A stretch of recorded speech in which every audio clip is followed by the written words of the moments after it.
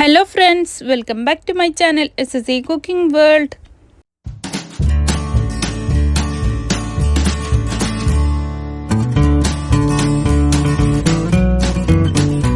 ഇന്ന് ഞാൻ നിങ്ങളുടെ മുമ്പിൽ വന്നിട്ടുള്ളത് നല്ല ടേസ്റ്റി ആയിട്ടുള്ള പൊരിയപ്പത്തിൻ്റെ റെസിപ്പിയുമായിട്ടാണ്. നമ്മളുടെ നാട്ടിലെ പൊരിയുണ്ട അത് പെർഫെക്റ്റ് ആയിട്ട് എങ്ങനെ ഉണ്ടാക്കാമെന്ന് കാണിക്കാം.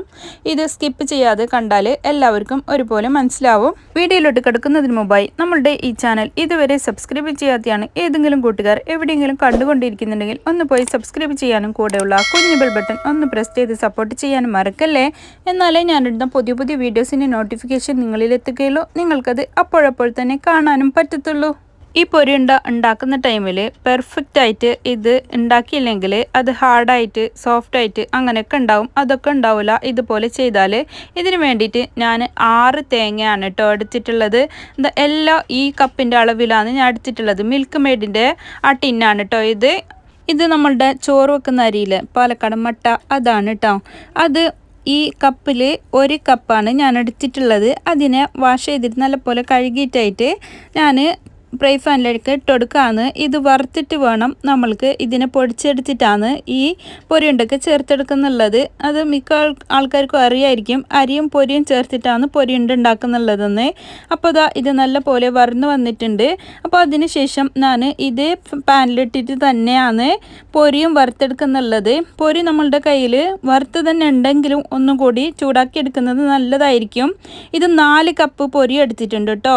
ഇത് തയ്യാറാക്കാൻ വേണ്ടിയിട്ട് ഒരു ചെമ്പ് ഞാൻ അടുപ്പത്ത് വെച്ച് കൊടുത്തിട്ടുണ്ട്. അതിൽ 1.5 കിലോ വെല്ലമാണ് കേട്ടോ ഞാൻ എടുക്കുന്നുള്ളത്, ജഗ്ഗരി. അപ്പോൾ 1.5 കിലോ ശർക്കര എടുത്തിട്ടുണ്ട്. അത് ഞാൻ എപ്പോൾ യൂസ് ചെയ്യുന്നതായതുകൊണ്ട് ഇതിൽ കല്ലും മണ്ണൊന്നും ഇല്ല, അത് ഷുവറാണ്. അപ്പോൾ അതിനെ ഞാൻ പൊടിച്ചിട്ട് ഡയറക്റ്റായിട്ട് ചട്ടിയിലേക്ക് ഇട്ട് കൊടുക്കാമെന്ന്. എന്നിട്ട് ഇത് തനിയെ മെൽട്ടായിട്ട് വരും. ഒരു മീഡിയം ടു ലോ ഫ്ലെയിമിൽ വെച്ചാൽ മതി. അപ്പോഴേക്കും അത് മെൽട്ടായിട്ട് വരും. അത് ഹൈ ഫ്ലെയിമിലൊന്നും കൂട്ടി വെച്ചിട്ടൊന്നും ആരും ഇത് ഉരുക്കിയെടുക്കരുത്. അപ്പോൾ സൈഡൊക്കെ ഇങ്ങനെ കരിഞ്ഞിട്ട് പോവും. ആ ടൈമിൽ നമ്മൾക്ക് ഈ അരിയും പൊരിയും നല്ലോണം തണുത്ത് വന്നിട്ടുണ്ട്. അതിനെ മിക്സിയുടെ ജാറിലിട്ടിട്ട് തന്നെ, വലിയ ജാറിൽ തന്നെ ഇട്ടിട്ട് തന്നെയാണ് ഞാൻ പൊടിച്ചെടുക്കുന്നുള്ളത്. ഒറ്റ ടൈമിൽ തന്നെ നമ്മൾക്ക് പൊടിച്ചെടുക്കാൻ വേണ്ടിയിട്ടാണ് ഞാൻ വലിയ ജാറിലേക്ക് തന്നെ ഇട്ടുകൊടുത്തിട്ടുള്ളത്. അങ്ങനെ ഈ പൊരിയും അരിയും വറുത്ത് പൊടിച്ചിട്ടുണ്ട് അവിടെ സൈഡിലേക്ക് മാറ്റി വെച്ച്. ആ ടൈമിൽ നമ്മൾക്ക് ഇത് മെൽട്ടായിട്ടും കിട്ടി. ഇതിലേക്ക് ഞാൻ ഒരു 10-12 ഏലക്കയാണ് പൊടിച്ചിട്ട് മുട്ടയോട് കുത്തിയിട്ട് പൊടിച്ചിട്ടാണ് ഞാൻ അതിലേക്ക് ഇട്ട് കൊടുക്കുന്നുള്ളത്. പിന്നീട് തേങ്ങ 6 തേങ്ങ ഉണ്ട് കേട്ടോ. 6 വലിയ തേങ്ങ തന്നെ വേണം. ഒരു 1/2 കിലോക്ക് 2 തേങ്ങ, അതാണ് കണക്ക്. ഇത് 1.5 കിലോ ആയതുകൊണ്ട് 6 തേങ്ങ എടുത്തിട്ടുണ്ട്. പ്രത്യേകം ശ്രദ്ധിക്കണം, ഈ ജഗ്ഗറിലേക്ക് ശർക്കരയ്ക്ക് ആരും വെള്ളം ഒഴിക്കാൻ പാടില്ല. ഈ തേങ്ങ ഇട്ടതിന് ശേഷം വെള്ളമൊന്നും ഒഴിക്കാൻ പാടില്ല. വെള്ളം ഒട്ടും യൂസ് ചെയ്യാതെയാണ് നമ്മൾ ഈ പൊരിയപ്പം ഉണ്ടാക്കിയെടുക്കുന്നുള്ളത്. എന്നിട്ട് നമ്മൾ ഈ തേങ്ങ മൊത്തത്തിലായിട്ട് ഇതിലേക്ക് ഇട്ട് കൊടുത്തിട്ടുണ്ട്. എന്നിട്ട് അത് നല്ല പോലെ ഒന്ന് ഇളക്കി യോജിപ്പിച്ച് കൊടുക്കാം. അതിനുശേഷം നമ്മൾക്ക് ഇതിൻ്റെ വെള്ളം കുറച്ച് വറ്റണം കേട്ടോ. ഈ തേങ്ങയിൽ വെള്ളമൊക്കെ ഉണ്ടെങ്കിൽ കുറച്ച് നല്ലോണം ഉണങ്ങിയ തേങ്ങയാണെങ്കിൽ കുറച്ചുകൂടി നല്ലതായിരിക്കും. അപ്പോൾ നമുക്ക് ഇവിടെ അങ്ങനത്തെ തന്നെ തേങ്ങ കിട്ടുന്നതുകൊണ്ട് നമുക്ക് ഇതിൻ്റെയൊക്കെ പണി എളുപ്പമായി കിട്ടുന്നുണ്ട് കേട്ടോ. അപ്പോൾ 1 ടീസ്പൂണ് ക്യുമിൻ സീഡും 1 ടീസ്പൂണ് ഏലക്കപ്പൊടി കൂടി ഞാൻ വീണ്ടും ചേർത്ത് കൊടുത്തിട്ടുണ്ട്. അപ്പോൾ ഇതിൻ്റെ ഒരു നല്ലൊരു ടേസ്റ്റ് കിട്ടാൻ വേണ്ടിയിട്ടാണ് ഞാനിങ്ങനെ ചെയ്തെടുക്കുന്നുള്ളത്. ഇവിടെ നമ്മൾക്ക് പെർഫെക്റ്റായിട്ട് തന്നെ ഇത് വെന്ത് കിട്ടിയിട്ടുണ്ട് തേങ്ങ. അപ്പോൾ അതിലേക്ക് അരി വറുത്ത് പൊടിച്ചതാണ് കേട്ടോ ഇപ്പോൾ ഇട്ട് കൊടുത്തിട്ടുള്ളത്. 1 കപ്പ് അരി വറുത്ത് പൊടിച്ചതാണ്. അത് മറ്റേ മിൽക്ക് മെയ്ഡിൻ്റെ ആ ടിന്നിലാണ് 1 കപ്പ് ഞാൻ എടുത്തിട്ടുള്ളത് അരിയും. അപ്പോൾ ആ പൊരി എടുത്തിട്ടുള്ളത് 4 കപ്പാണ്. അങ്ങനെ 4 കപ്പ് പൊടിയും ഇതിലേക്ക് ഞാൻ ഇട്ട് കൊടുക്കുന്നുണ്ട് കേട്ടോ. അതാണ് ഈ പൊരിയപ്പത്തിൻ്റെ പെർഫെക്റ്റ് പാകം. അപ്പോൾ ഇത് ഒന്ന് തണുത്ത് വരുന്ന ടൈമിൽ നമുക്ക് നല്ല പെർഫെക്റ്റായിട്ട് തന്നെ ഉണ്ടാക്കിയെടുക്കാനും പറ്റുന്നുണ്ട്. ആദ്യം ഞാൻ അരിൻ്റെ പൊടി കുറച്ച് മാറ്റി വെച്ചിരുന്നു, അതാണ് ഞാനിപ്പോൾ വീണ്ടും ചേർത്ത് കൊടുത്തിട്ടുള്ളത്. അപ്പോൾ മുഴുവനായിട്ടും അരിപ്പൊടിയും പൊരിൻ്റെ പൊടിയും ഞാൻ മുഴുവനായിട്ടും ഇതിലേക്ക് ചേർത്ത് കൊടുത്തിട്ടുണ്ട് കേട്ടോ. എന്നിട്ട് ഒന്ന് നല്ല പോലെ മിക്സ് ചെയ്തെടുക്കാം. എല്ലാ സൈഡിലേക്കും ഇതാകത്തക്ക വിധത്തിൽ വേണം നല്ല പോലെ ഒന്ന് ഇളക്കി കൊടുക്കാൻ വേണ്ടിയിട്ട്. അപ്പോഴേക്കും നമ്മളുടെ ഈ പൊരിയപ്പത്തിൻ്റെ ഫില്ലിങ് റെഡി ആയിട്ടുണ്ട്. ഉണ്ടൻ്റെ ഫില്ലിങ് റെഡി ആയിട്ടുണ്ട്. അപ്പോൾ നമ്മൾക്ക് ഇനി അത് ഫ്ലെയിമൊക്കെ ഓഫ് ചെയ്ത് വെക്കാം. എപ്പോഴും നമ്മളിതിങ്ങനെ ചെയ്യുന്ന ടൈമിലൊക്കെ മീഡിയം ഫ്ലെയിമിൽ വെച്ചിട്ട് വേണം കേട്ടോ നമ്മളിത് ഇങ്ങനെയൊക്കെ ചെയ്തെടുക്കാൻ. ഇപ്പോൾ ഫ്ലെയിമൊക്കെ ഓഫ് ചെയ്തിട്ടുണ്ട്. ഇതാ നല്ല പെർഫെക്റ്റ് ആയിട്ട് തന്നെ നമ്മൾ ഒരു കയ്യിൽ തന്നെ പിടിച്ചിട്ട് ഇത് ബോൾസാക്കി എടുക്കാൻ പറ്റുന്നുണ്ട് കേട്ടോ. നല്ല പെർഫെക്റ്റ് ഉണ്ടായി കിട്ടിയിട്ടുണ്ട്. നമ്മൾക്ക് ഇതിലേക്ക് ഇത് മുക്കി പൊരിച്ചെടുക്കാൻ വേണ്ടിയിട്ട് പച്ചരിയാണ്, 3 കപ്പ് പച്ചരിയാണ് ഞാൻ എടുത്തിട്ടുള്ളത്. അത് വെള്ളത്തിൽ കുതിർത്തി വെച്ചിട്ടുണ്ടായിരുന്നു 4-5 മണിക്കൂർ. ഇതിലേക്ക് ഏലക്കയും 3 മുട്ട, 1 കപ്പ് പച്ചരിക്ക് 1 മുട്ട, അതാണ് കണക്ക്.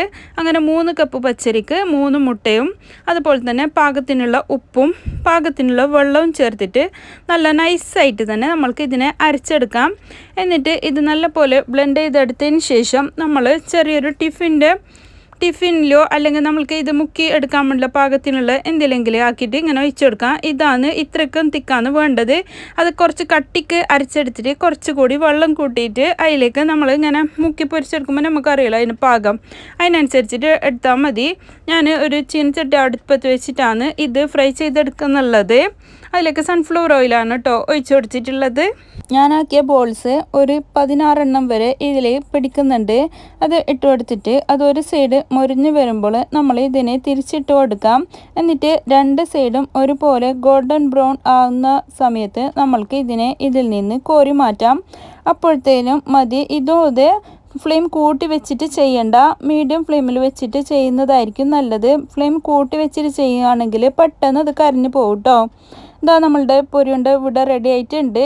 അപ്പോൾ എല്ലാവരും ഇനി നല്ല പെർഫെക്റ്റ് ആയിട്ടുള്ള പൊരിയുണ്ട ഉണ്ടാക്കിയിട്ട് നോക്ക്. എല്ലാവർക്കും ഒത്തിരി ഇഷ്ടപ്പെടും. നമ്മളിവിടെ എല്ലാവർക്കും ഒരുപാട് ഇഷ്ടപ്പെട്ട ഒരു റെസിപ്പിയാണ് ഈ പൊരിയുണ്ടേണ്ടത്.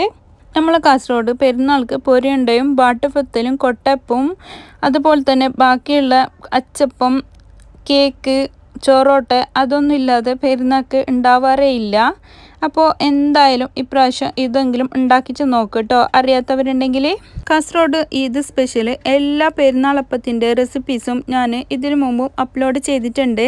കാണാത്തവർ അതൊക്കെ ഒന്ന് കണ്ടു നോക്ക്, എല്ലാവർക്കും യൂസ്ഫുൾ ആകും. എൻ്റെ റെസിപ്പി നിങ്ങൾക്ക് എല്ലാവർക്കും ഇഷ്ടപ്പെട്ടെന്ന് ഞാൻ വിചാരിക്കുന്നു. ഇഷ്ടപ്പെട്ടാൽ നിങ്ങളുടെ ഫ്രണ്ട്സ് ആൻഡ് ഫാമിലിക്ക് ഒന്ന് ഷെയർ ചെയ്ത് കൊടുക്കാനും ലൈക്ക് ചെയ്യാനും നിങ്ങളുടെ വിലയേറിയ അഭിപ്രായങ്ങൾ താഴെ കമൻറ്റ് ബോക്സിൽ കൊടുക്കാനും മറക്കല്ലേ. ഇനിയും ഒരുപാട് പുതിയ വീഡിയോസുമായും കിച്ചൺ ടിപ്സുമായും നിങ്ങളുടെ മുമ്പിൽ വരുന്നത് വരെ എല്ലാവർക്കും bye bye. Thanks for watching. Eid Mubarak.